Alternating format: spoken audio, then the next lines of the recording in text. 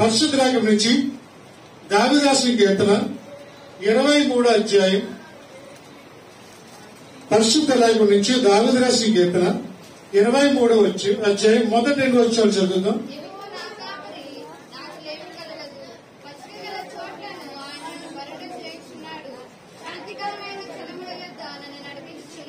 చాలండి. హల్లెలూయా. యెహోవా నా కాపరి, నాకు లేమి కలగదు. పచ్చికల చోట్లను ఆయనను పరుండ చేయును, శాంతికరమైన జలముల యొద్ద నన్ను నడిపించుచున్నాడు. హల్లెలూయా. ఈ వాక్యం చదివినప్పుడు ఈ వాక్యంలో మనకి 2వ వచనంలో ఒక మాట కనిపిస్తుంది, పరుండ చేయును. పరుండ చేయును అనగా పడుకోబెట్టుట లేదా నిద్ర పుచ్చుట అని అర్థం. అయితే మన మంచి కాపరి ఎక్కడ పడుకోబెడతాడు, ఎలాంటి ప్రదేశాల్లో పడుకోబెడతాడు అని కొన్ని విషయాలు మీతో పంచుకోవాలని ఆశపడుతున్నాను. కాబట్టి జాగ్రత్తగా వాక్యం వినాలి. పచ్చికల చోట్ల నన్ను పరుండ చేయను. మంచి కాపరి మంచి ప్రదేశాల్లో పడుకోబెడతాడు. మంచి కాపరి మంచి ప్రదేశంలో నడిపిస్తాడు. కాబట్టి యేసయ్య అంటాడు, నేను మంచి కాపరిని, గొర్రెలకు నేను మంచి కాపరిని కాబట్టి మంచి ప్రదేశంలో మిమ్మల్ని పడుకోబెడతాను అంటున్నాడు. ఎక్కడ పడుకోబెడతాడు, ఎలాగ పడుకోబెడతాడు యేసయ్య? పచ్చిగా ఉన్న చోట పడుకోబెడతాడు. అంటే మంచి గడ్డి ఉండి ఆ గడ్డి మీద పడుకుంటే ఎలా ఉంటదంటే ఇంట్లో గడ్డ మీద పడుకున్నట్టు ఉంటుంది, చక్కగా హాయిగా ఉంటుంది. గడ్డి అంతా ఉంటుంది, ఆ గడ్డి మీద చక్కగా పడుకోవచ్చు. అయితే ఆ గడ్డి మీద పడుకున్నప్పుడు హాయి చక్కగా ఉంటుంది. అయితే గొర్రె పడుకోవాలంటే ముందు అది ఏం చేయాలంటే 4 కాళ్ళు ముడుచుకోవాలి. 4 కాళ్ళు ముడుచుకొని ఆ 4 కాళ్ళతో ముడుచుకున్న తర్వాత దాని పొట్టని గడ్డి మీద ఆనించాలి. తల కూడా గడ్డి మీద ఆనించి అది చక్కగా పడుకోవాలి. అప్పుడు దానికి గడ్డ మీద పడుకున్నట్టు ఉంటుంది చక్కగా గొర్రె. అయితే అది అలా పడుకుంటున్నప్పుడు హాయిగా ఉంది, చక్కగా ఉంది. అయితే అలా పడుకోవాలంటే దానికి 4 సమస్యలు తీరాలి. గొర్రె ఆ గడ్డి మీద చక్కగా పడుకోవాలన్నా, ఆ గొర్రె హ్యాపీగా దాని మీద ఉండాలన్నా, హ్యాపీగా పడుకోని శుభ్రంగా నిద్రపోవాలన్నా దానికి 4 సమస్యలు తీరాలి. నేను మరమాలు చెప్పను, సింపుల్ గా చెప్తాను మీకు అర్థమయ్యే రీతిలో. నేను డెప్త్గా వెళ్ళను, ఎంత వచ్చినప్పుడు అంత కూడా చెప్తాను వాక్యం. ఈ రోజు డెప్త్గా వెళ్ళను, నేను అర్థమయ్యే రీతిలో చెప్తాను. గొర్రెకు 4 సమస్యలు, ఆ 4 సమస్యలు తీరితేనే గాని గొర్రె అక్కడ పడుకోలేదు. ఉదాహరణకి ఇక్కడ 30 గొర్రెలు ఉన్నాయి అనుకుందాం. నా స్టేజ్ మీద ఎన్ని గొర్రెలు? 30 గొర్రెలు ఉన్నాయి. ఆ 30 గొర్రెలు పడుకోవాలనుకున్నాయి. అవి పడుకుందాం అనే టయానికి అటువైపు సింహము, తోడేళ్లు, నక్కలు వెళ్తున్నాయి. ఈ పడుకోగలవా? పడుకోలేవు. ఎందుకు పడుకోలేవు అంటే వాటికి భయం. అమ్మో మేము పడుకుంటే సింహం వచ్చి మమ్మల్ని తినేస్తుందేమో, మేము పడుకుంటే ఆ తోడలు వచ్చి తినేస్తుందేమో, మేము పడుకుంటే ఆ నక్కొచ్చి తినేస్తుందేమో. ఆ భయం ఆ గొర్రెలు పడుకోలేవు. ఈ గొర్రెలకున్న భయం మనకు కూడా ఉంది. మనము ప్రశాంతంగా ఎందుకు పడుకోలేకపోతున్నామంటే మనలో భయం ఎక్కువగా ఉంది, ఆందోళన. చెప్పాలంటే ఎక్కువ భయం. అమ్మో నేను పడుకుంటే ఏమైపోతానా, అయ్యో నా జీవితం ఏమైపోద్దా, నా బ్రతికి ఏమైపోద్దా అని భయంతో జీవిస్తుంటాం. భయపడే వాడికి నిద్ర పట్టదు. పడుకుంటే ఏమైపోతానా అని, పడుకుంటే నా జీవితం ఏమైపోద్దా, పడుకుంటే బ్రతికి ఏమైపోద్దా అని చాలా మంది అంటారు. అందరూ అంటారు అవయ్య. చాలా మంది అంటే రాత్రంతా నిద్ర లేదండి, అసలు తెలియని ఆందోళన అండి నాకు తెలియని ఆందోళన. కొంతమందికి అప్పుల భయం, పడుకోలేరు. అప్పులు ఉన్నవారు నిద్రపడి భయం, ఎక్కడొచ్చారు అడుగుతారా అని. కొంతమందికి చాలా భయం, ఇటువంటి ఎన్నో భయాలు మన జీవితంలో ఉంటాయి. ఈ భయాల వల్ల మనం పడుకోలేము. గొర్రెకి అదే భయం, ఓకే పడుకుంటే తినేస్తానేమో సింహం వచ్చి, పడుకుంటే నా జీవితం ఏమైపోతుందా, రేపొద్దు చూడగలనా లేదా అనే భయం మనిషిని తినేస్తూ ఉంటది. ఈ భయం ఎవరిలైతే ఉంటుందో వాళ్ళు ఇప్పుడు కూడా పడుకోలేరు. కుమార్తె గొర్రెల కాపర్లు భయపడ్డారు దేవదూతను చూసి. అలాగే మనము అనేక సార్లు ఎన్నో భయాలు, కొంతమంది రైగర్ రాత్రి అస్సలు నిద్రపడలేదండి, ఎవరో వచ్చి పేగు నొక్కేస్తూ ఉన్నట్టుందని అంటారు, ఎవరో వచ్చి లాగేస్తున్నట్టుంది. ఈ భయం మనుషులు కళ్ళు మూస్తే భయం, కళ్ళలోకి ఏమి కనిపిస్తాయా అని, మన కళ్ళలోకి ఏమొస్తాయని భయం. ఈ భయం ఏం చేస్తుందంటే మనుషుల్ని పడుకోని. అందుకనే 23 కీర్తనలో మాట్లాడాడు కదా, చూడండి ఒకసారి. 23 కీర్తనలోనే 4వ వచనం,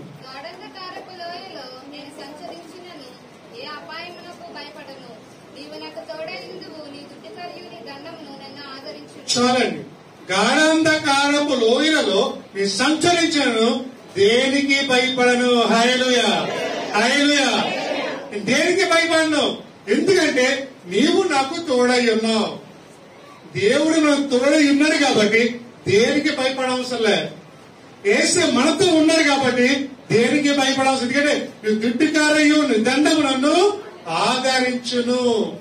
పక్కవారు చెప్పండి, దేవుడు తోడినట్టు చెప్పండి పక్క వారికి.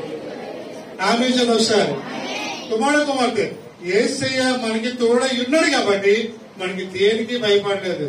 యెహోవా నాకు వెలుగాయే, యెహోవా నాకు రక్షణయే, నా ప్రాణ దుర్గమయే, నేను ఎవరికి భయపడను, నేను ఎవరికి భయపడను. నా తల్లియో నా తండ్రియో ఒకవేళ విరచినను, నా తల్లియో నా తండ్రియో ఒకవేళ విరచినను,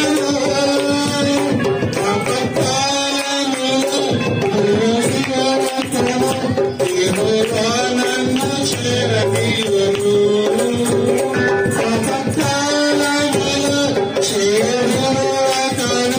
యెహోవా నన్ను చేరదీయును. యెహోవా నాకు వెలుగాయే, యెహోవా నాకు రక్షణయే, నా ప్రాణదుర్గమయే, నేను ఎవరికి భయపడను, నేను ఎవరికి భయపడను. నా తల్లియో నా తండ్రిని మర్చిపోయినా యెహోవా అబద్ధం తోడు ఉంటాడు కాబట్టి నేను ఎవరికి భయపడను. కుమారుడు యేసే వెలుగు మనలో ఉన్నప్పుడు మనం ఎవరికి భయపడవసరం లేదు. ఆయన మన పక్షాన ఉన్నప్పుడు విరోధి ఎవరిని వాక్యం చదివిస్తుంది. కాబట్టి కుమార్తె గొర్రె పడుకోవడానికి కారణం భయం. అన్ని ఉన్నాయి, పచ్చగా గడ్డ ఉంది, పడుకోవడానికి అన్ని ఫెసిలిటీస్ ఉన్నాయి, కానీ పడుకోలేకపోతుంది. ఎందుకంటే దానికి భయం. కుమార్తె ఎప్పుడైతే భయం మనలో పోతుందో అప్పుడే మనం ప్రశాంతంగా పడుకోగలం. రెండోది ఏం భయం అంటే, ఉదాహరణకి గొర్రెలు 2 రకాలు ఉన్నాయి, ఆడగొర్రె మగ గొర్రెలు 2 ఉన్నాయి. ఈ మగ గొర్రెలు ఆడగొర్రెలు 2 సపరేట్ చేసి అనుకుందాం, వేరు చేశారు. మగ గొర్రెలు 2 రకాల గొర్రెలు ఉన్నాయి, ఒకటి పొగరబాతి గొర్రెలు, ఒకటి మామూలు గొర్రెలు. మగ గొర్రెలు ఎన్ని రకాలు ఉన్నాయి? 2 రకాలు. ఒకటి పొగరబోతు గొర్రె, రెండోది మామూలు గొర్రె. ఈ పొగరబోతు గొర్రెలు ఏం చేస్తుంది తెలుసండి, ఈ పక్కన గొర్రెల్ని పక్కన పొడుస్తూ ఉంటాయి. ఏం చేస్తాయి? పక్క నుంచి పొడుస్తూ ఉంటాయి. ఆ పొడుస్తున్నప్పుడు ఈ గొర్రెలకి బాధ కలుగుతుంది, పడుకోలేదు. పక్క నుంచి పొడుస్తుంది, ఇంకేం పడుకుంటే గొర్రెలు అవి పడుకోవు, వేర్లు పడుకొని అవ్వట్లేదు. అటువంటి గొర్రెలు మనలో చాలా ఉన్నాయి. కుమార్తె బాధ పెట్టేవారండి, మాటల ద్వారా బాధ పెట్టేవారు. ఈరోజు అలా మాటలతో పొడుస్తూ ఉంటారు. అందుకనే కదా కత్తి కల్లా కలమ గొప్పది, కలమ కన్నా మాట గొప్పది. హల్లెలూయా. మనుషుని మాటలతో చెప్పొచ్చండి, కత్తులు అవసరం లేదు. మాటలతో నాలుక చిన్నదే గాని ప్రపంచాన్ని తగలబెట్టే శక్తి దానికి ఉంది. కుమార్ నాలుక చిన్నదే, అందుకే అంట కదా కాలు జాతి తీసుకోవచ్చు కానీ మాట జాతిని తీసుకోలేవు. మాటలతో బాధ పెడుతుంటారు. ఆ బాధ పెట్టేవారు మీ అత్తయ్య అయ్యొచ్చు, నీ మామయ్య అవ్వచ్చు, నీ తోడుకోళ్ళు అవ్వచ్చు, లేకపోతే నీ భర్త అవ్వచ్చు, నీ పిల్లలు అవ్వచ్చు. వాళ్ళు ఎక్కడో ఉండరండి, నీ పక్కనే ఉంటారు. పక్క నుంచి ఏంటంటారు పొడుస్తూ ఉంటారు. ఆ మాటలకి నువ్వు తట్టుకోలేక మాటల్ని జ్ఞాపం చేసుకుంటూ నిద్రపోవడానికి అవకాశం లేదు. పడుకో, ఎందుకంటే అదే గుర్తొస్తుంటాయి. వాళ్ళన్న మాటలే గుర్తొస్తాయి. అన్న చూటిపోటి మాటలు ఉంటాయి కదా, ఆ మాటలే మనకి ఏమొస్తుంటాయి, గుర్తొస్తూ ఉంటాయి.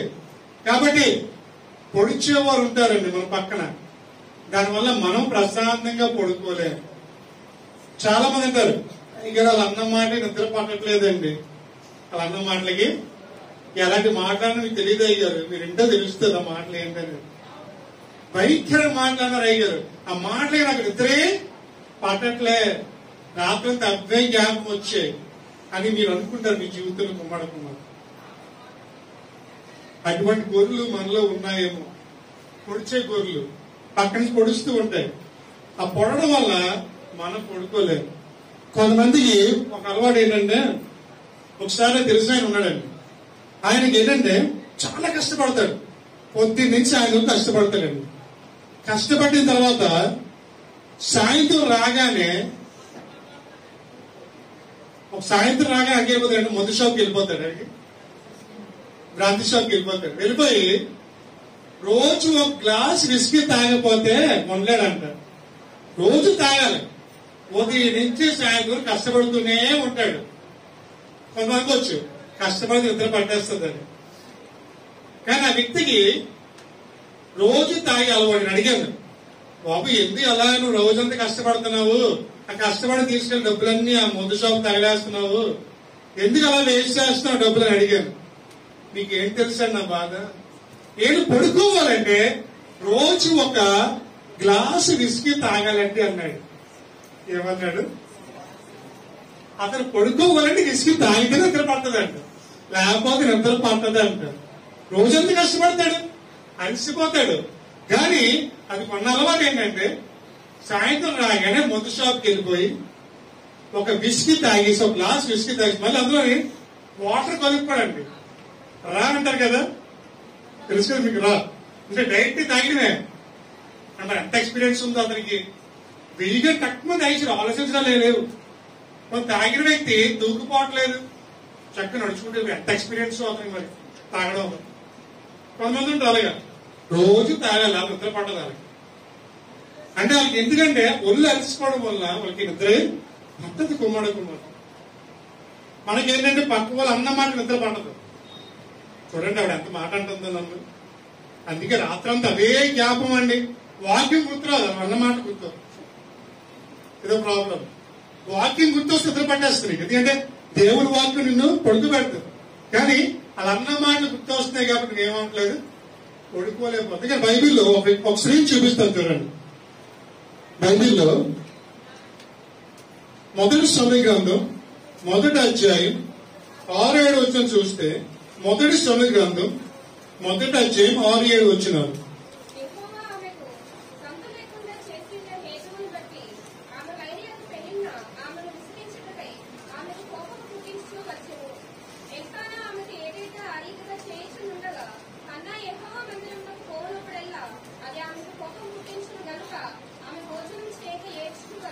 చాలండి, హల్లెలూయా.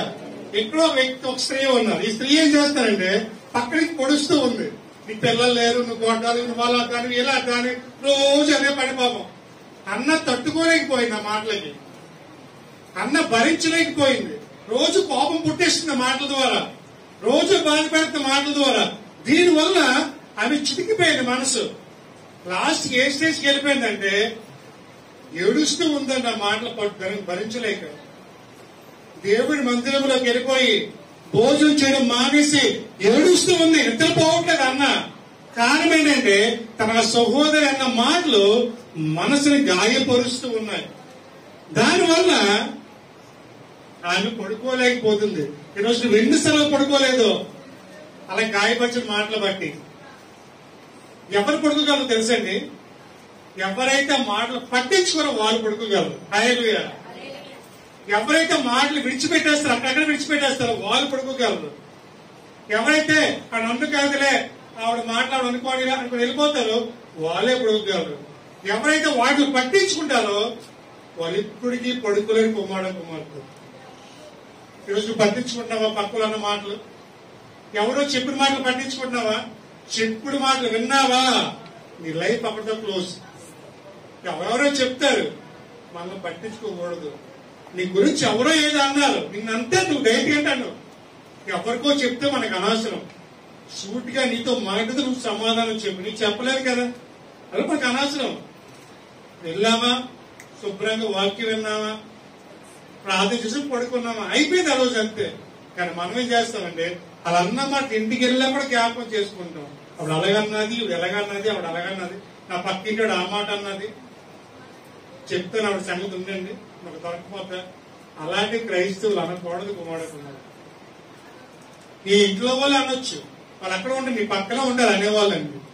మొట్టమొదటిది దూరం నుంచి వచ్చింది, ఇప్పుడు ఎక్కడి నుంచి వచ్చింది? పక్క నుంచి వచ్చింది. మూడోది ఎక్కడి నుంచి వస్తుంది తెలుసండి? పరిశుద్ధ లేఖనంలో, అందుకనే యెహెజ్కేలు గ్రంథం 34 మాట్లాడాడు దేవుడు. అది ఇంకా చదవండి, అంత గొర్రెల గురించి ఉంటుంది యెహెజ్కేలు 34. అక్కడ అంటాడు దేవుడు, కాబట్టి ఇటువంటి గొర్రెల మధ్యన నేను ఉంటాను అంటున్నాడు దేవుడు. హల్లెలూయా. ఒకవేళ నీకు పొడిచేవారు నీ పక్కన ఉన్నారేమో, నీకు పొడిచేవారి మధ్యన నేనుంటాను, నేను పడుకునేలా నేను చేస్తాను అంటున్నాడు దేవుడు. హల్లెలూయా. నేను చెప్పలేదు శ్రేష్. కాబట్టి రెండోదిగా నువ్వు ఎందుకు పడుకోలేకపోతున్నావు అంటే మనసు గాయపడింది నీకు. పక్కవారు అన్న మాటల వల్ల, పక్క నుంచి కొట్టడం వల్ల. అది నీ భర్త అవ్వచ్చు, నీ భార్య అవ్వచ్చు. కొంత తోడుకోవడం వాళ్ళు కూడా ఉంటారు. కొంతమంది అత్తమామ కూడా పొడిచే వాళ్ళు ఉంటారు పక్క నుంచి.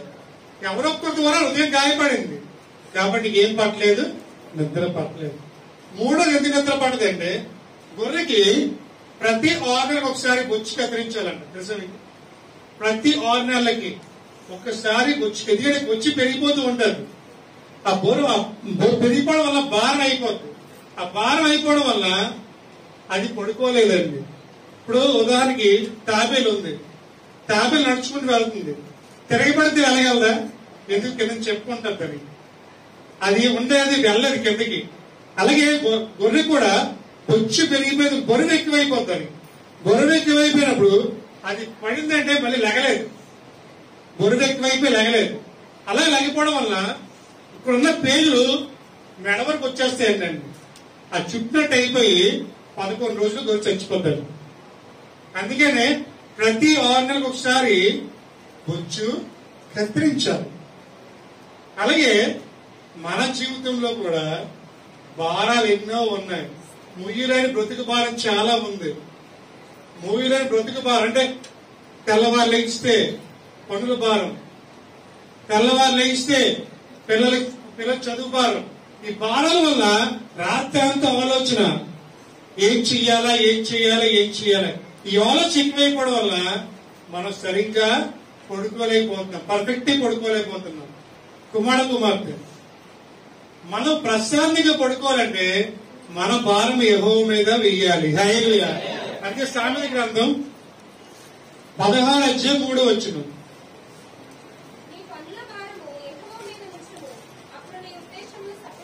చాలండి. నీ పనుల భారము యెహోవా మీద మోపము.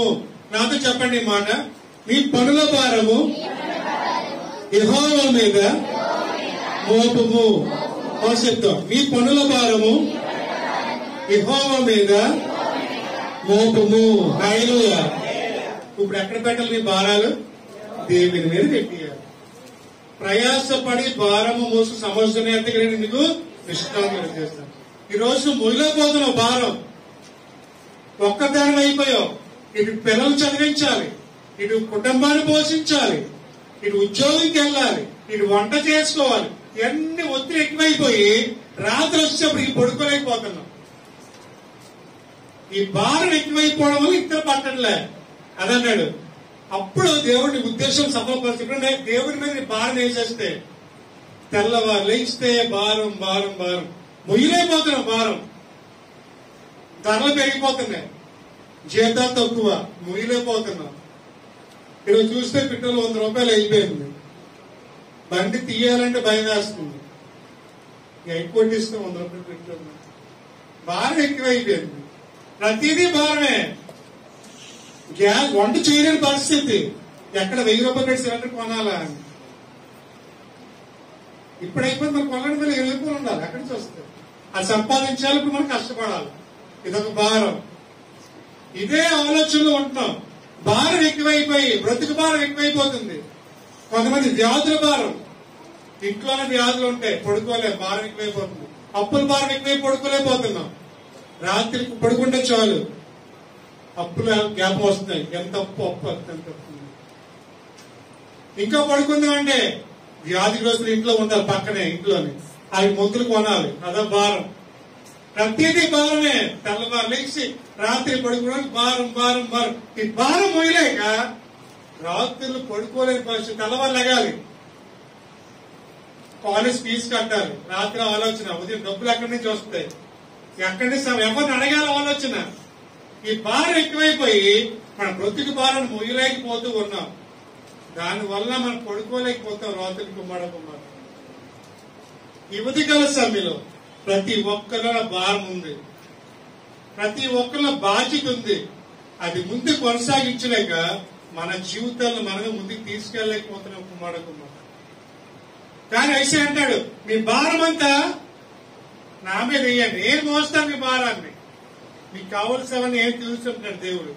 కుమార కుమార్తె అందుకే రోజు నేర్చుకుని ఎంతో బాధతో వచ్చి ఉండొచ్చు, ఎన్నో కన్నీళ్లతో వచ్చి ఉండొచ్చు, ఎన్నో బాధలతో ఎవరికి చెప్పుకోవాలా ఈ బాధ్యత, ఈ భారం ఎవరు చెప్పుకోవాలి, ఎన్నో ఏడుపుతో వచ్చి ఉండొచ్చు. అన్నలాగా నువ్వు ఎన్నిసార్లు ఏడ్చావో, బాత్రూంలోకి ఎన్నిసార్లు ఏడ్చావో ఎవరికి తెలియకూడదని, తలుపులు వేసుకుని ఎన్నిసార్లు ఏడ్చావో ఎవరు తెలియదని, బయటికి వెళ్ళి ఎన్నిసార్లు ఏడ్చావో. కుమార కుమార్తె ఏసీ అంటాడు, నీ కన్నీరు తుడుచుకోండి నేను అంటాడు దేవుడు. హల్లెలూయా. నీకేమి తెలియని అంతమంది అన్నప్పుడు ఏడ్చావేమో. ఇంట్లో బాధలు భరించలేక, ఇంట్లో కష్టాలు భరించలేక, సమస్య భరించలేక ఎన్నిసార్లు నీ జీవితంలో ఏడ్చావో. ఈ రోజు కూడా నువ్వు ఏడుస్తున్నావేమో హృదయంలో. ప్రభా ఏం నా జీవితంలాగా అయిపోయింది, ఎందుకు నా బ్రతికిలాగా అయిపోయింది, నేను ఎవరికి ఏం చేశాను ఉండొచ్చు. ప్రభా నేను ఎవరికి అన్యాయం చేశాను ప్రభా నేను అడుగుచ్చు. నాకెందుకు ఈ సమస్యలు వచ్చాయి, నాకెందుకు ఈ బాధలు వచ్చాయి, నాకెందుకు ఇంత బ్రతుకు భారం అని నువ్వు ఎన్నోసార్లు ఎవరికి తెలియకుండా ఏడ్చావేమో. కుమ్మాడ కుమార్తె ఎవరిని కన్నీరు చూడలేదేమో కానీ ఏసీ అని కన్నీరు చూశాడు. హల్లెలూయా. ఆయన అంటాడు, పశ్చాత్తాపడి ప్రార్థించే నీ కన్నీరు నేనేం చేస్తాను, నాట్యంగా మార్చేస్తాను. హల్లెలూయా. కుమార కుమార్తె భయపడకు, దిగులు పడకు. ఈరోజు దేవుడు నిన్ను ఒక కన్న తల్లిలాగా తను అభివృద్ధి చేసుకుంటాడు. కాబట్టి నీ భారం అంతా ఎవరి మీద వేయాలి, దేవుడి మీద వేయు. దించుకో ఆ భారాన్ని, ఆ బాధ్యతను దించుకో. దేవుడు చూసుకుంటాడు అన్ని. ప్రభు అన్నాడు, నేను చూసుకుంటాను నీ జీవితాన్ని గురించి, నీ బ్రతుకు గురించి నేను చూస్తాను. భయపడకు కుమార కుమార్తె. ఈ భారం భరించలేక నువ్వు ఎన్నిసార్లు పోర్చడం మానేస్తావు, ఎన్నిసార్లు ఇంట్లో ఒంటరిగా ఉండి ఏడ్చావో. కుమార కుమార్ భయపడికి ఈరోజు దేవుడితో మాట్లాడుతున్నాడు. ఆ భారాన్ని దించాలని ఏసీకి తీసుకొచ్చాడు. ఎవరికి చెప్పుకోలేకపోతున్నావు నీ బాధ. కానీ నువ్వెవరికి చెప్పినా చెప్పకపోయినా ఒక వ్యక్తి ఉన్నాడు నీ భారం గురించి చెప్పుకోవడానికి, ఆయనే యేసయ్య. హల్లెలూయా. ఇలా చెప్పుకోని సమస్య ఏముందో, ఏ బాధ ఉందో ఐసీ చెప్పుకో.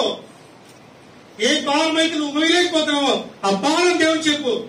ఆ భారాన్ని అంతా కూడా దేవుడు దించడానికి సిద్ధం ఉన్నాడు. నువ్వు చెప్పట్లేదు, అందుకే నీ భారం వాళ్ళకి ఉండిపోయింది.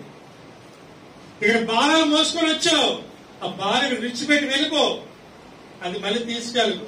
ఇక్కడికి వస్తావు, ప్రభా నా సమస్య ఉంది ప్రభా, నా బాధ ఇది ఉంది, నా ఇరుకు ఇది ఉంది అని సన్నిధిలో మోకరించి ప్రార్థించేసి ప్రభు చెప్పావు, ఈ బాధ అంతా చెప్పిస్తావు, కన్నీరు విడిచి ఏడ్చి బాధపడి అన్ని చెప్పిస్తావు. మళ్ళీ బయటికి వెళ్ళిపోయావు. అక్కడ అక్క కనిపించింది. ఎవరు? మీ అక్క కనిపించింది. అక్క అక్క ఏం చెప్పాలక్క, నా బాధలు లాక్కోలేని పీక్కోలేని బాధలు నావి. మా ఆయన చూస్తే అలాగున్నాడు, మా పిల్లలు చూస్తే ఎలాగున్నారు, ఏం చేయాలో తెలియట్లేదు అక్క. అక్కడికి వెళ్ళి చెప్పు అంటే నువ్వు ఏం చేసావు? తెలిసే మోసం వెళ్ళిపోయావు. మళ్ళీ బయటికి వెళ్ళిపోయిన తర్వాత నీ సమస్యలు తీరిపోయినట్టే. ప్రభు అంటున్నాడు, అడుగుడే నీకు ఇవ్వబడు అన్నాడు. నువ్వు అడిగితే ఆయన ఎందుకు తీర్చడు? నువ్వు అడగట్లేదు, ఆయన తీర్చట్లేదు. మీ అక్కకి చెప్తే మీ అక్కడి సమస్య తీర్చదమ్మా.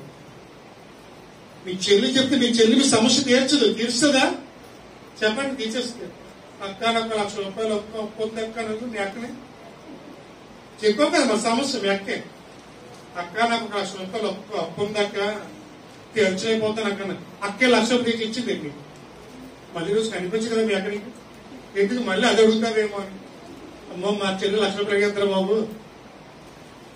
ఎవరు ఫోన్ చేసి అనుకుంది, మీ అన్నీ ఫోన్ చేయగానే అన్నయ్య నాకు ఇలా ఉందనియా ₹1,00,000 పంపించి అన్నయ్య అన్నాం అనుకుంది. ₹1,00,000 పంపించాను. నెక్స్ట్ డే ఫోన్ చేయి. ఏమంటారు ఫోన్? మీరు ప్రయత్నం చేస్తున్న నంబర్కి వస్తే అందుబాటులో లేదు, స్విచ్ ఆఫ్ చేయబడి ఉంది అంతే. అది తీర్చండి సమస్య. ఎందుకంటే వాళ్ళు విని విడిచిపెట్టేస్తారు. కొంతమంది సమస్య చెప్తే నవ్వుతారు, హేళన చేస్తారు. కానీ అటువంటి వారికి చెప్పడం వల్ల ఉపయోగం లేదు. కుమారుడు నీ సమస్యలో తీర్చగలవాడు యేసయ్య ఒక్కడు మాత్రమే. కాబట్టి నీ సమస్య ఏదైనా యేసయ్యకే చెప్పు, నీ సహోదరులకు కాదు చెప్పవలసింది. బాగున్నావు బ్రదర్, బాగున్నావు, అక్కడితో అయిపోయింది అంతే. నీ సమస్య చెప్పడం వల్ల ఉపయోగం లేదు. అయ్యగారు చెప్పు, అయ్యగారు ప్రార్థన చేస్తాం అంతవరకే. మీరు మాకు చెప్పినప్పుడు దేవుడు ప్రార్థన చేస్తాం. మీరు అందరికి చెప్పవలసిన లేదండి. కుమార్తె మీ భారం ఎక్కువైపోయింది, దానివల్ల పడుకోలేకపోతున్నావు. బరువు బాధ్యత ఎక్కువైపోయి ఆ బరువు బాధ్యత ఎప్పటికప్పుడు నువ్వు దించుకోవాలి. నీ కూతురు చెయ్యంది వచ్చింది, ఇప్పుడు నీ కూతురు ఉద్యోగం చేయాలి. నువ్వేం చేయాలి? ఇంట్లో కూర్చోవాలి. మీ కూతురు చెయ్యంది వచ్చేప్పుడు ఉద్యోగం చేయాలి. నీకు భారం ఎప్పుడు దిగినట్టు? భారం దిగదు. పిల్లలు తన బాధ్యత నెరవేర్చాలి. చేతి పొంది వచ్చిన తర్వాత వారే పోషించాలి తల్లిదండ్రులనే. బాధ్యత అది. అది ముసలి అయిపోయిన తర్వాత కూడా 60 సంవత్సరాలు ఉద్యోగం చేస్తే ఇంకేముంది ఉపయోగం పిల్లల వలన? కొంతకాలం వచ్చిన తర్వాత పిల్లలు తల్లిదండ్రులు పోషించాలి. అది బాధ్యత, దేవుడిచ్చిన బాధ్యత. కానీ ఈ రోజు ఎలాగైపోయింది తెలుసండి, అడిగి 40 సంవత్సరాలు వచ్చినా సరే తల్లిదండ్రులు పోషించాలి. అడిగి ఉద్యోగం కంటే అక్కడికి వెళ్ళాలి. అటువంటి కుమారుడు దీవించబడ్డ కుమారుడు. మన బాధ్యత మనం ఎప్పుడైతే నెరవేరుస్తామో, ఎప్పుడైతే మన భారాన్ని దించుకుంటామో అప్పుడే మనం ప్రశాంతంగా పడుకోగలం. 4వదిగా గొర్రె ఎప్పుడు పడుకోలేదంటే ఆకలి వేస్తే పడుకోలేదు. గొర్రె ఆకలితో నిద్ర పడుతుందండి. ఆకలి తీరితేనే గొర్రెకి నిద్ర పడుతుంది. మనం కూడా ప్రశాంతంగా పడుకోవాలంటే మనకు కూడా ఏం తీరాలి? ఆకలి తీరాలి. ఆకలి తీరాలంటే ముందు మనకు ఆహారం ఉండాలి. కోటి విద్యలు కూటి కొరకే. ఎంత కష్టపడుతుంది? తిండి కోసమే. ఇన్ని అన్యాయం చేస్తుందా? తిండి కోసమే. ఎన్నో పనులు చేస్తున్నాం ఆ 3 కోట్ల భోజనం కోసమే. కుమార్తె ఈ రోజు నువ్వు ఆకలి లేక పడుకున్నావు. కొంతమందికి ఆహారం ఉందని పాపం. దేవుడు అన్నాడు, ఆకలితో ఉన్నవారికి ఆహారం పెట్టండి, వస్త్రాలు లేని వారికి వస్త్రాలు ఇవ్వండి, కష్టాల్లో ఉన్నవారిని ఆదుకోండి. అలాగని మీకు మొత్తం ఇచ్చేమని ఎందుకు అంటలేదు నేను. కొంతమంది అంటారు ఆ మొత్తం ఇచ్చేసి ఆ లోపల పోవాలనుకోండి. మళ్ళీ నీకు ఉన్న దాంట్లో ఇవ్వు. నీకు ఉన్న దాంట్లో ఇచ్చేమనేది నా ఉద్దేశం కాదు. అయ్యగారు ఇమ్మన్నారు కదా నీ ఆశ్రయిసి ఇచ్చేస్తాను ఇవ్వం కదా. నీకు ఉన్న దాంట్లో నువ్వు మంచి కూర వండుకున్నావు, నువ్వు చికెన్ కూర వండుకున్నావు, 10 ముక్కలు ఉన్నాయి, 4 ముక్కలకి 6 ముక్కలు తిను హ్యాపీగా. ఆరికి ఆకలి తీస్తే నీకు ఆకలి తీరు. లేకపోతే ఒక 2 గ్లాసులు రైస్ వండుకున్నావు, అందులో గ్లాస్ రైస్ అలా పెట్టి ఒక గ్లాసు నువ్వు తిను. అంటే మొత్తం 2 గ్లాసులు రైస్ ఇచ్చేమని కాదు. ఎందుకంటే అటువంటి వారిని దేవుడు ఆశిస్తాడు. ఒకసారి పరలోకానికి 10 మంది వెళ్ళారండి, అంటే తీర్పులోకి వెళ్ళారు. తీర్పులోకి వెళ్ళినప్పుడు దేవుడు తీర్పు తీరుస్తాడు. మొత్తం 25 చూడగలరు. దేవుడు తీర్పు తీరుస్తాడు. తీర్పు తీస్తున్నప్పుడు దేవుడు ఒకటి అన్నాడు, ప్రభా నువ్వేం చేసావు ప్రభా, మీకు ఏం పెట్టలేదు ప్రభా అన్నప్పుడు, వస్త్రహీనుడికి వచ్చాను, మీరు నాకు వస్త్రాలు ఇవ్వలే. ఆకలితో వచ్చాను, మీరు నాకు అన్నము పెట్టలే. దిగంబరికి వచ్చాను, నాకు ఏ బట్టలు మీరు ఇవ్వలే. కాబట్టి నేను వచ్చినప్పుడు మీరు నాకు సహాయం చేయలేదు కాబట్టి మీరు నరకంలోకి వెళ్ళిపోండి అన్నాడు దేవుడు. హల్లెలూయా. చూసారా? అంటే ఎదుటి వారికి సహాయం చేయకపోతే నరకం అంట. ఉండి పెట్టు, లేనప్పుడు ఏమన్నావు, ఉన్నప్పుడు పెట్టడానికి ప్రాబ్లం ఏం లేదండి. నీ ఇంటికి వచ్చారు, నీకు ఉంటే ఇవ్వు, లేదంటే లేదని చెప్పు అంతే. దాని ఉండి ఇవ్వకపోతుంది దేవుడికి ఆయుష్కాలం కుమారుడు అంటున్నాడు. ఆకలితో ఎవరైతే ఉంటారో వారు ఆకలి తీరపోతారు. ఏమవరు? కొడుకోరు కుమారుడు కుమార్తె. మనం కూడా ప్రశాంతంగా పడుకోవాలంటే ఖచ్చితంగా మన ఆకలి తీరాలి. ఆత్మానుసరణ ఆకలి తీరాలి, శరీర ఆహారము తీరాలి. శరీరానికి ఆహారము మనం తినే భోజనం, ఆత్మానికి ఆహారం వాక్యము. హల్లెలూయా అంటున్నాడు కదా, మనుషులు రొట్టె వల్ల కాదుగా నా నోటి నుంచి ప్రతి మాట వల్లడు జీవించును అంటున్నాడు. హల్లెలూయా. వాక్యం అంటే మనకి ఆత్మకు ఆహారం, భోజనం చేస్తే శరీరానికి ఆహారం. హల్లెలూయా. అందుకని చూసి మత్తయి సువార్త 6వ అధ్యాయం 25-26 చూస్తే,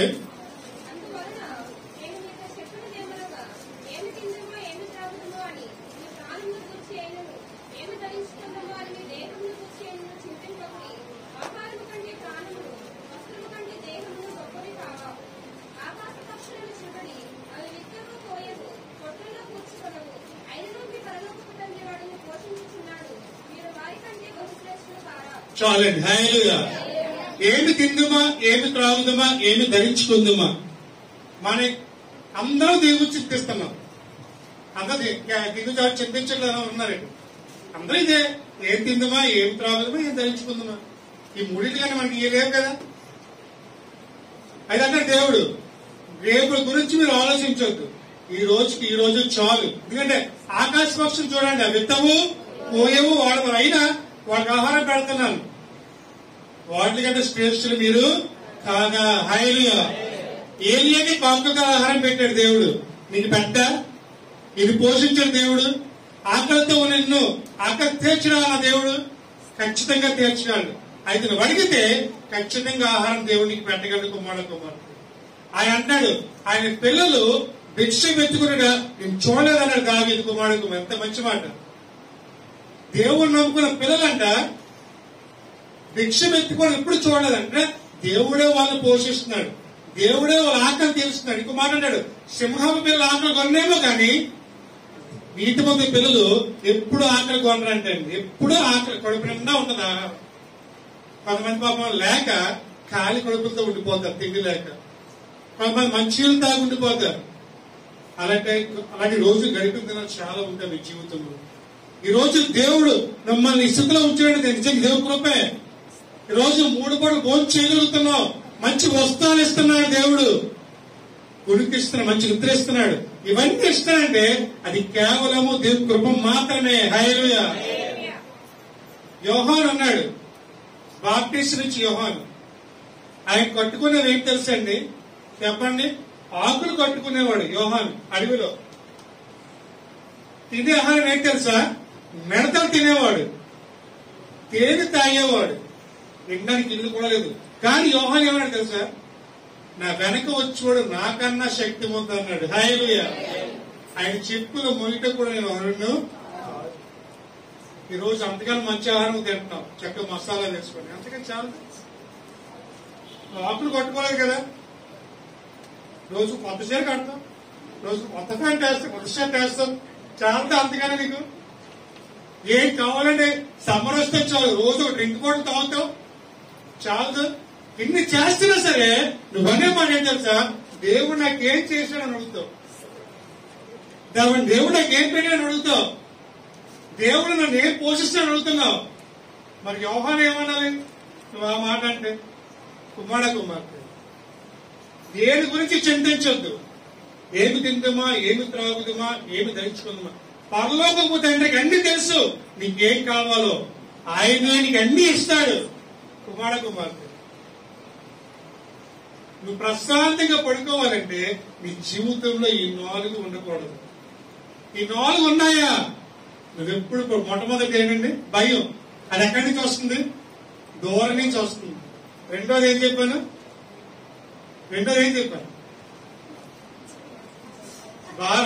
భారమేనా?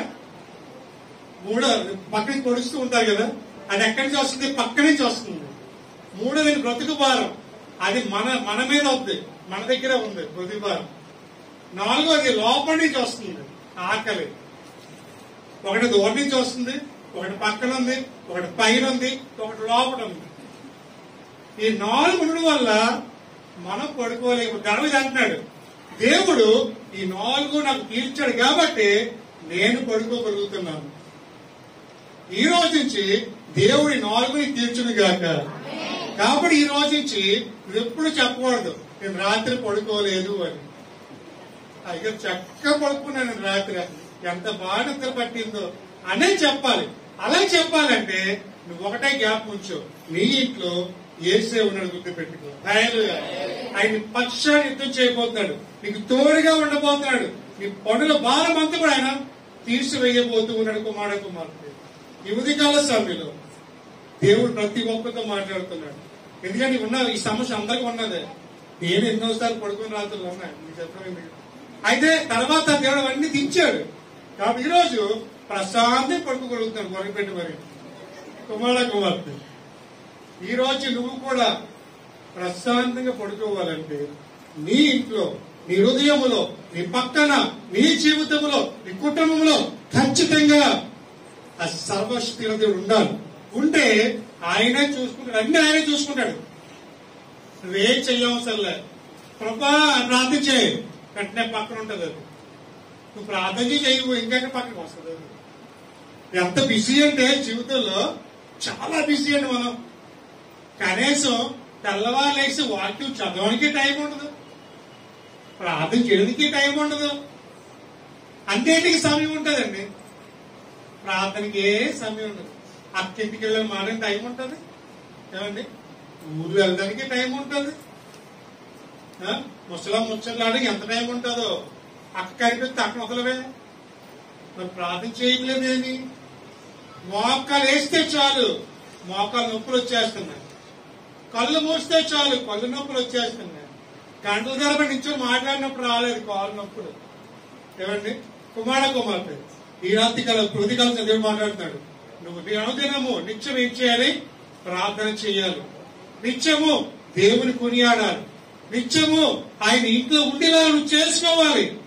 నువ్వు నాకు చెప్పడం కాదు, నీ అంతా నువ్వు కూడా వ్యక్తిగత ప్రార్థన చేసుకోవాలి. ఎంతమంది చేస్తారు రోజు 3 సార్లు ప్రార్థన? ముమ్మారు చేస్తున్నారు ప్రార్థన. ఏమైనా ముమ్మారు 2 పూటలు, ఉదయమో రాత్రి, ఒక్క పూట ఒక్కడే చేస్తున్నారు. కుమార్తె, క్రైస్తవ జీవితంలో ఖచ్చితంగా ప్రార్థన ఉండాలి. ప్రార్థన లేకపోతే క్రైస్తవ జీవితం కాదని. మన భారం పోవాలంటే మన సమస్యలు చెప్పుకోవాలి. ఇప్పుడు నాతో చెప్పిన రేపు నాకు చెప్తాను, దేవుడు చెప్పిన ఎలా చెప్పగలరు? నాతో కూడా చెప్పగలరు సమస్య. డైట్ నుంచి చెప్పినారు కదా దేవుడికి, ప్రభా ఈ సమస్య చెప్పారు. దేవుడు కళ్ళు మూసుకొని ఏడుస్తూ పశ్చాత్తాపంతో కన్నీరు విడుస్తూ ఈ సమస్య ఆయన సరిగ్గా పెడితే అప్పుడు ఆయన సమస్య నుంచి దూరం చేసి నీ జీవితంలో శాంతి సమాధానం నీకు అనుగ్రహించండి. ఈ రోజు నుంచి ఏం చేయాలి? పడుకునే ముందు ప్రార్థన చేయండి. అప్పుడు ఏమవుతుంది తెలుసా? చక్కగా నిద్రపడతారు. ఎందుకంటే అది టాబ్లెట్ లాంటిది మనకి రాసులు. కొంతమందికి టాబ్లెట్ వేసుకుంటారు, నిద్రపాటుకి ఏం చేస్తారు తెలుసా? స్లీపింగ్ టాబ్లెట్ వేసుకుంటారు. తెలుసా మీకు స్లీపింగ్ టాబ్లెట్లు? అవి మింగేస్తారు నిద్రపాటుగా. కొంతమంది నిద్రపాటుపోతే తలంతా నూనె రాసేస్తారు, కొబ్బరి నూనె రాసేస్తారు. ఎందుకంటే ప్రశాంతి పడుకోవచ్చారు. కానీ మనం ఏం చేయాలి తెలుసా? ప్రశాంతికి పడుకోవాలని ప్రార్థన చేయాలి. ఎవరైతే ప్రార్థన చేస్తారో వాళ్ళు ప్రశాంతంగా పడుకోగలరండి. ఎందుకంటే ప్రార్థన ద్వారా ఏం చేస్తావు? నీ భారం దాని మీద వేస్తావు కదా, ఆయన చూసుకుంటాడు. ఇంకా ఆయన కొడుకాడు, ఆయన పడుకుంటాడు. ఏం వేసేది పడుకోడే. పడుకోలేందుకు ఏం చేస్తాడు? మళ్ళా సెల్ ఫోన్ దాటే పైనుంచి మనం చూస్తుంటాడు. మనం పడుకోపోతే ఏం చేస్తాం తెలుసా? ఏం చదువుకోండి సెల్ ఫోన్ అదే పని. కొంతమందికి అదే పని అండి. ఇంకా ఖాళీ ఉంటే చేతిలో ఫోన్ ఉండాల్సిందే, లేకపోతే ఆడికి నిద్రపడదు. కొంతమంది పక్కన ఉంటుందండి, పక్కన ఏసీ ఉంటాడు, వాళ్ళ పక్కన ఏమంటే సెల్ ఫోన్ ఉంటాడు. పొద్దున్నలాగా ఎదిగించుకుంటాడు ఎక్కడ ఉందా అని. అది కనిపించిపోతాడు, గుడ్ అయిపో అమ్మ ఏమైపోయింది ఏమైంది కోల్పోయి. మనం క్రైస్తవులు అది కాదు ఆలోచించవలసింది. తెల్లవారు లేచి కుటుంబం అంతా కలిసి ప్రార్థన చేసుకున్నామా లేదా? ఏం అవసరం అడగండి అండి, పోగండి అని చేసి ఒక 2 పాటలు, ఒక వచ్చిన ఒక ప్రార్థన. తెల్లవారు 8 గంటలు లేస్తే మీరు కొంతమంది 4 గంటలు లేచి, కొంతమంది 5 గంటలు లేచి, కొంతమంది 10 ఏళ్ళు లాగారు. కానీ మనకు వద్దులేదు, కొంత 10 ఏళ్ళు లాగారు లేండి, మనకు అంత సంబంధం లేదు. తెల్లవారు లేచి వేకువజాము ప్రార్థన అంటారు. ఆ వేకువజాము ప్రార్థన చర్చిలో కాదు, మన ఇంట్లో ఉందో చూసుకుంటాం. చర్చిలో ఉందో తర్వాత మన ఇంట్లోనే లేదు వేకువజాము ప్రార్థన. సరిదాకా చాలు. తెల్లవారు లేస్తూ పిల్లలతో కలిసి పాటలు పాడుకుంటావా? కొన్ని రాత్రులు చేస్తావా? కలిసిపోయి వస్తావు కదా, పెద్దలు పడుకుని పోతావు కదా. కొంతమంది మామూలు నిద్రపోయి చేస్తారు. కుమార్తె ఈ రోజు నుంచి నీ జీవితంలో ప్రశాంతమైన నిద్ర కావాలంటే దేవుడి 4 సమస్యలు తీర్చుకోవాలి. అయితే 4 సమస్యలు తీరాలంటే నీకున్న ఒకే ఒక ఆయుధం ఏంటంటే ప్రార్థన. ఎవరైతే ప్రార్థన చేస్తారో ఈ 4 సమస్యలు దేవుడి వాళ్ళని తెలుసు. ప్రార్థన చెందాల్సిందే. అందరూ కూడా మోకాలేద్దాం. చాలా మోకాలేద్దాం ప్రార్థన కానీ మోకాల మీద ప్రార్థన చేద్దాం. ప్రతి మోకాల సందులో వందాల్సిందే. దేవుడు వాక్యం సెలవిస్తుంది. భూమి పేరు కానీ భూమి కింద కానీ ఎక్కడైనా సరే ఆయన దగ్గర మోకాలు వందాల్సిందే. ప్రార్థన చేద్దాం. ఏసే మంతం మాట్లాడుతుంది, ఆ పరిశుద్ధ మంతం మాట్లాడుతుంది, ఆ గొప్ప దేవుడు మంతం మాట్లాడుతుంటారు. ఈ రోజు మీకు ఏ సమస్య ఏ ఇబ్బంది ఉన్నా సరే ప్రభు దేవుడు మోకరించి, ప్రభా ఇక్కడ సమస్య ఆయన ప్రభా నిద్రలేని జీవితం గడుపుతున్నాను ప్రభా ఎవరికి చెప్పుకోని సమస్య ఎవరికి చెప్పుకోని బాధ ఆయన ఈ రోజు చెప్తున్నాను తండ్రి. ప్రభు ఒక్కసారి నా ప్రార్థన అర్పించు ప్రభా, నా సమస్య తీర్చు ప్రభాని. ప్రతి ఒక్కరు మీ సమస్యలు ఆయన పాదాలు చెంద పెడతాం. మీకే సమస్యను ఏడుకుని ఏ ఇబ్బంది ఉన్నా సరే ప్రభు ఈ రోజు ఆలోచించాలని ఆశపడుతున్నాడు. నీ సమస్య దోషాలు పంచుకుందాం అమ్మా. ప్రభు నీతో పాడాలని ఆశపడుతున్నాడు. ప్రభా నన్ను దర్శించు ఆయన, ప్రభా నన్ను దర్శించు ప్రభా, నా సమస్య తీర్చు ప్రభా అని ప్రార్థన చేద్దాం. దేవుడు నీతో మాట్లాడుతూ కుమార్తె ప్రతిరోజు వాళ్ళతో మాట్లాడుతున్నాడు. ఊరికినే ఉండకు, పశ్చాత్తాపంతో ప్రార్థించే, కన్నీటితో ప్రార్థించే, దేవుసులో ఏడు పశ్చాత్తాపడ దేవుడు అందులో నీ సమస్య అందులో పెట్టు. ప్రభా నా సమస్య తీర్చు ప్రభావం ప్రార్థించే, నీ భారం అంతా తెచ్చిపోతాడు దేవుడు. నువ్వే ఒకరు ఏం మాట్లాడినా సరే ప్రభా నాకు మంచి ఉదయం దయచే ప్రభావం ప్రార్థించే, ప్రభా ఆకలి తీర్చు ప్రభావం ప్రార్థించే, ప్రభా నాలో ఉన్న భయాన్ని నాలో ఉన్న ఆందోళన తొలగించు ప్రభా అని ప్రార్థించి దేవుడు రోజు ఇచ్చేయబోతాడమ్మా. కౌకిటిలో అతుకును నా చింతల బాపును, కౌకిటిలో అతుకును నా చింతల బాపును, కన్న తల్లి చేర్చునట్లు నన్ను చేర్చున ప్రియుడు, కన్న తల్లి చేర్చునట్లు నన్ను చేర్చున ప్రియుడు, చెయ్యి తోటి నడుపును